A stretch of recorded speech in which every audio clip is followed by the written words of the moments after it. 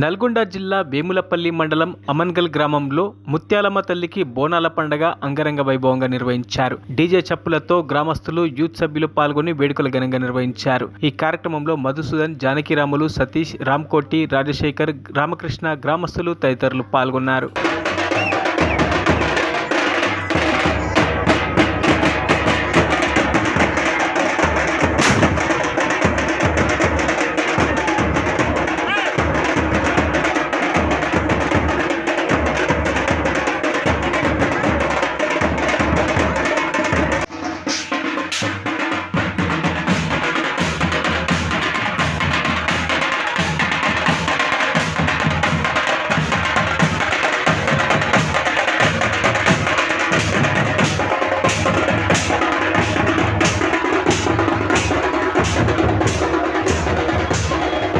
మరిన్ని అప్డేట్స్ కోసం మా ఛానల్ని సబ్స్క్రైబ్ చేయండి.